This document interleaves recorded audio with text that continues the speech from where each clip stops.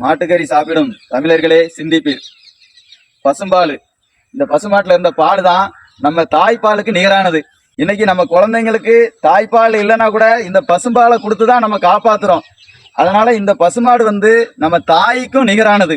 அதனால இந்த பசுமாட்டு கறியை சாப்பிட்றது ஒண்ணுதான், நம்ம பெத்த தாய்க்கு துரோகம் பண்றது ஒண்ணுதான். அதனால தமிழ் சமூகம் சிந்திக்கணும். இன்னைக்கு எந்த கலாச்சாரத்தை கடைபிடிச்சுக்கிட்டு போறேன்னு தெரியல.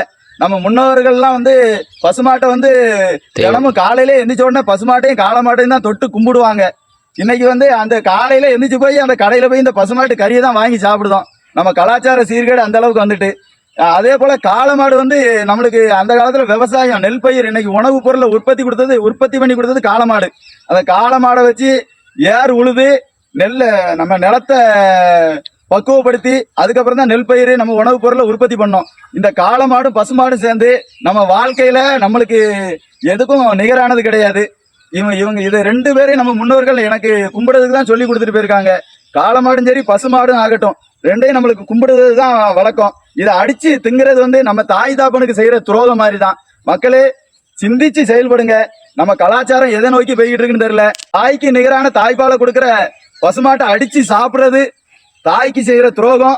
காளமாட்டை அடிச்சு சாப்பிடுறது நம்ம முன்னோர்களுக்கு செய்யற துரோகம். காளமாடு இன்னைக்கு முன்னோர்களுக்கு உணவுப் பொருளை உற்பத்தி பண்ணி கொடுத்துச்சு.